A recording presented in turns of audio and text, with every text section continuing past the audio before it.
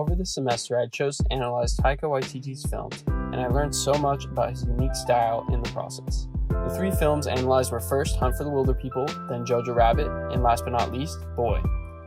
Although I didn't go through them in chronological order, it was on purpose. I wanted to look at the films that he created later in his career to better understand his earlier inspirations.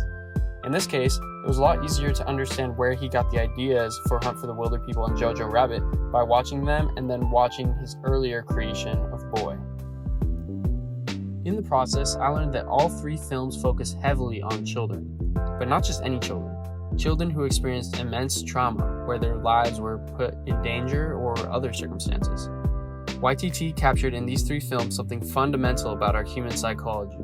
Much like Alfred Hitchcock famously used beautiful women and put them in danger because of their beauty and vulnerability as the culture saw it back then, Waititi instead focuses on children and their vulnerabilities to the world. It's often a societal problem in the backdrop that these children need to learn, or the audience needs to learn. These children break through their preconceptions and fairy tale illusions of life and begin to experience the cold, hard truth.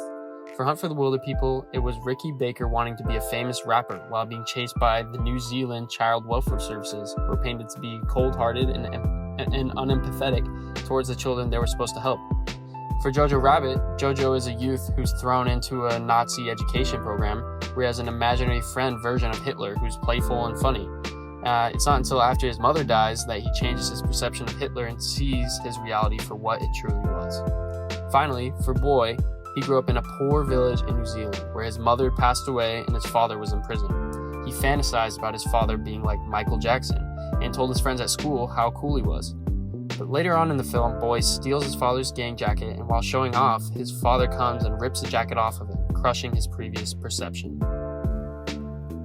Childhood trauma can be a highly captivating theme. We see these innocent children have their dreams crushed or realities misaligned, but in a way that provides comedic relief for the audience and the characters involved. Waititi's satirical style perfectly balances the real-world problems with comedy in a way that doesn't take away from the seriousness of the problem and actually gets people more involved in the story in the process. Thank you guys for watching.